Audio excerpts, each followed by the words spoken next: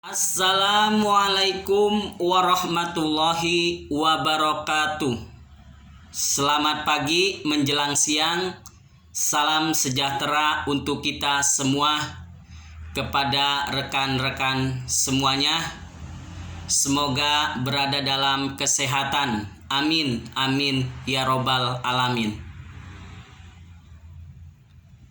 Kali ini kita akan berbicara hukum kembali. Jadi kita berbicara hukum dengan bahasa sederhana. Insya Allah mudah dipahami dan dimengerti. Pada video sebelumnya kita membahas tentang filsafat hukum. Kemudian pada video kali ini kita akan membahas tentang trias politika atau tiga kekuasaan. Jadi trias politika adalah pembagian kekuasaan menjadi tiga bagian.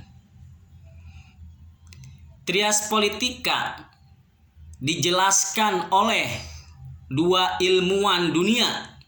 Yang pertama John Locke dari negara Inggris, dan yang kedua Montesquieu dari negara Perancis.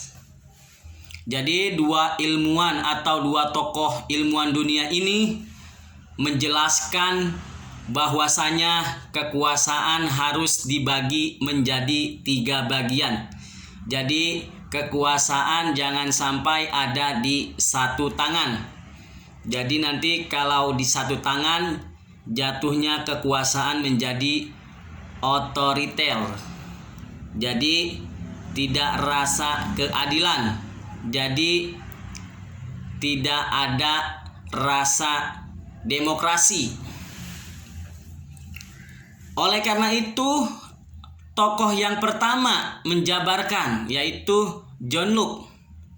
Dia menjabarkan kekuasaan dibagi menjadi tiga. Yang pertama legislatif, dan yang kedua eksekutif, dan yang ketiga federatif. Jadi legislatif menurut John Locke adalah kekuasaan pembuat undang-undang. Kemudian legislatif kekuasaan menjalankan undang-undang dan sekaligus kekuasaan mengadili apabila ada permasalahan. Lalu yang ketiga menurutnya kekuasaan federatif, yaitu kekuasaan hubungan antara negara-negara atau hubungan dengan negara luar ataupun hubungan internasional. Kemudian tokoh kedua menjelaskan sama trias politika tiga kekuasaan. Menurut Montesquieu, yang pertama kekuasaan legislatif, yaitu pembuat undang-undang. Yang kedua eksekutif, yaitu melaksanakan atau menjalankan undang-undang. Dan yang ketiga yudikatif, kekuasaan mengawasi atau mengadili. Jadi kekuasaan tersebut dibagi tiga. Jadi dua tokoh itu menjelaskan sama-sama menjadi tiga. Jadi persamaan daripada teori mereka itu kekuasaan sama-sama harus dibagi tiga. Jadi perbedaan antara John Locke dan Montesquieu terletak pada eksekutif.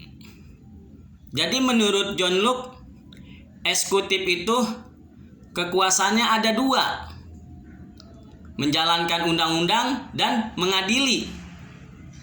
Kemudian menurut Montesquieu, kekuasaan eksekutif itu ada satu, menjalankan dan juga bisa membuat atau merancang undang-undang. Kemudian perbedaan yang selanjutnya Kalau menurut John Locke, ada kekuasaan federatif, yaitu kekuasaan hubungan dengan negara lain atau hubungan internasional. Tapi kalau menurut Montesquieu, federatif itu udah berada di tangan pemerintah melalui Kementerian Luar Negeri atau Kementerian Dalam Negeri dengan hubungan dengan internasional. Jadi menurut Montesquieu, eksekutif harus beda dengan yudikatif. Jadi yudikatif itu terpisah. Jadi kekuasaan mengadili ada di satu tangan, terpisah, yaitu dengan lembaga yudikatif atau mengadili kekuasaan. Jadi kalau kata John Locke itu yang mengadili juga eksekutif. Tapi kalau kata Montesquieu yang mengadili adalah yudikatif. Jadi federatif disatukan dengan eksekutif. Jadi negara kita, negara Indonesia, berdasarkan negara hukum, kita mengikuti teori daripada Montesquieu.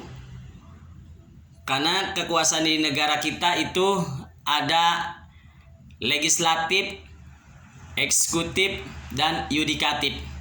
Pada dasarnya teori mereka itu sangat bagus dan bagus dijalankan.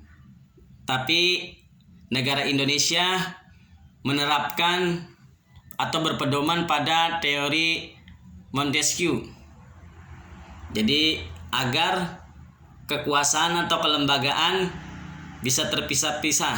Jadi kekuasaan mengadili ada di satu tangan. Jadi tidak dicampur dengan kekuasaan eksekutif. Jadi kekuasaan eksekutif itu berhubungan dengan menjalankan undang-undang dan melaksanakan roda kehidupan negara secara federatif, melaksanakan hubungan antara luar negeri ataupun hubungan internasional. Jadi sampai di situ tentang penjelasan daripada trias politika. Mudah-mudahan dapat dimengerti dan dipahami dan menambah ilmu pengetahuan tentang hukum. Apabila ada yang mau ditanyakan atau belum dipahami, dapat ditulis di kolom komentar. Insya Allah dapat saya jawab dengan video selanjutnya. Dan juga apabila mau mendukung channel ini, tinggal klik subscribe, like, dan komen, serta bagikan atau share kepada kawan-kawan yang lain. Mudah-mudahan pelajaran yang kita pelajari hari ini bermanfaat. Amin. Amin ya robbal alamin. Baik, saya tutup dengan Assalamualaikum warahmatullahi wabarakatuh. Bye-bye.